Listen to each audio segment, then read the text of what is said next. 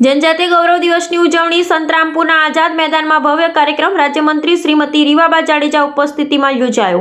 મહીસાગર જિલ્લામાં ભગવાન બિરસા મુંડાની 150મી જન્મજયંતિ નિમિત્તે સંતરામપુરના આઝાદ મેદાનમાં જનજાતીય ગૌરવ દિવસનો ભવ્ય અને ઐતિહાસિક કાર્યક્રમ યોજાયો। કાર્યક્રમની અધ્યક્ષતા રાજ્યકક્ષાના મંત્રી અને પ્રાથમિક માધ્યમિક શિક્ષણ વિભાગના મંત્રી શ્રીમતી રીવાબા જાડેજાએ કરી હતી। તેમણે તેમના સંબોધનમાં ભારતના વીર પુત્ર બિરસા મુંડાને કોટી કોટી વંદન કર્યા। મંત્રીશ્રીએ જણાવ્યું કે બિરસા મુંડાએ માત્ર 25 વર્ષની આયુમાં બ્રિટિશ હુકુમતને હચમચાવી દીધી હતી। ઉલ ગુલાન આંદોલન દ્વારા જંગલ, જળ, જમીન પર આદિવાસી અધિકારીઓ માટે જંગ છેડાયો હતો। રાજ્ય સરકારે આદિજાતિ વિકાસ માટે બિરસા મુંડા ટ્રાઇબલ યુનિવર્સિટી સહિત અનેક સંસ્થાઓની સ્થાપના કરી શિક્ષણ, આરોગ્ય, આવાસ અને રોજગારી માટે સરકારની અનેક યોજનાઓ સક્રિય રીતે કાર્યરત છે। તેમણે મહીસાગર જિલ્લાના ગૌરવ માનગઢ હિલનો ઉલ્લેખ કરતા જણાવ્યું કે અહીં 1913માં 1500થી વધુ આદિજાતિ શહીદોની પવિત્ર સ્મૃતિ વસે છે। કાર્યક્રમમાં ધારાસભ્ય કુબેર ડિંડોરે પણ સંબોધન કર્યું અને વડાપ્રધાન નરેન્દ્ર મોદીએ 2021થી 15 નવેમ્બરને જનજાતીય ગૌરવ દિવસ તરીકે ઉજવવાનું નક્કી કર્યું તે યાદ કરાવ્યું। આ અવસરે વિવિધ યોજનાના લાભાર્થીઓને લાભ વિતરણ, સન્માનપત્રોનું વિતરણ સહિતના અનેક કાર્યક્રમો યોજાયા। સાથે જ નર્મદા જિલ્લાના ડેડિયાપાડા તાલુકાથી રાષ્ટ્રીય કાર્યક્રમનું લાઈવ પ્રસારણ પણ નિહાળવામાં આવ્યું। કાર્યક્રમમાં જિલ્લા પંચાયત પ્રમુખ, જિલ્લા મહીસાગર જિલ્લા કલેક્ટર અર્પિત સાગર, જિલ્લા વિકાસ અધિકારી યુવરાજ સિદ્ધાર્થ સહિતના મહાનુભાવોની ઉપસ્થિતિ જોવા મળી। મોટી સંખ્યામાં લોકોએ ઉપસ્થિત રહી કાર્યક્રમને સફળ બનાવ્યો। जनजाति गौरव दिवस की उजवણીનું આયોજન કરે છે, જે નિમિત્તે અત્રે કાર્યક્રમમાં ઉપસ્થિત રહેલ કાર્યક્રમના અધ્યક્ષ શ્રી માનનીય રાજ્યકક્ષાના મંત્રી શ્રી પ્રાથમિક, માધ્યમિક અને પ્રૌઢ શિક્ષણ શ્રીમતી રીવાબા જાડેજા સાહેબને જિલ્લા વહીવટી તંત્ર વતી સ્વાગત કરું છું।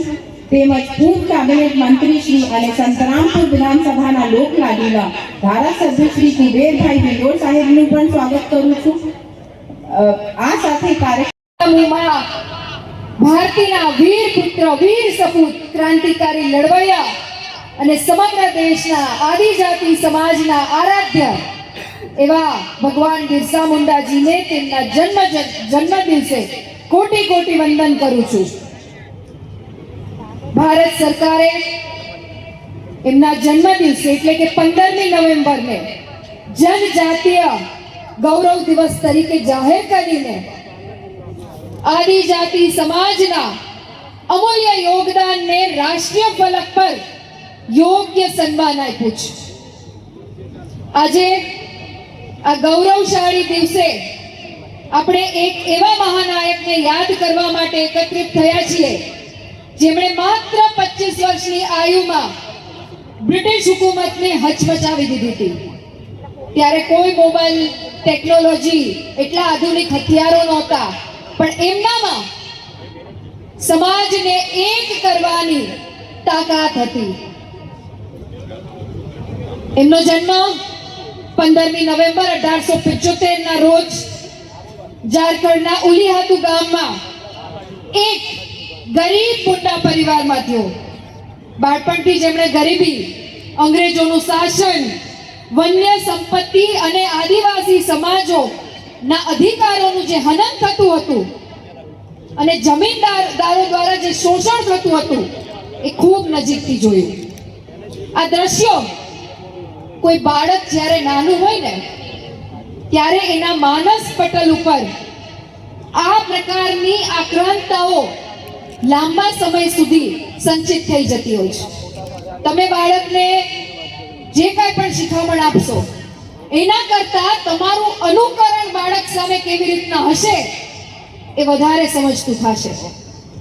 ત્યારે એ નાના બિરસા મુંડાજીના જીવન અને એમના મસ્તિષ્ક પર અંગ્રેજી હુકુમતો દ્વારા જે અન્યાય થતા, જે શોષણો થતા, એની ગંભીર અસર એમના માનસ પટલ ઉપર થઈ।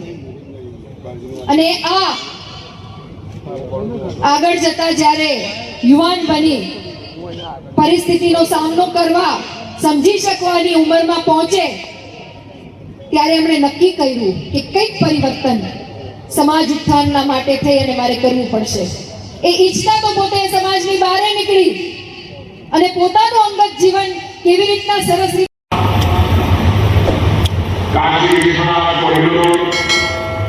उसकी चर्चा होती है, उज्जैन महाकाल की चर्चा होती है, अयोध्या के राम मंदिर की चर्चा होती है। है कि राजस्थान आनंद की चर्चा हो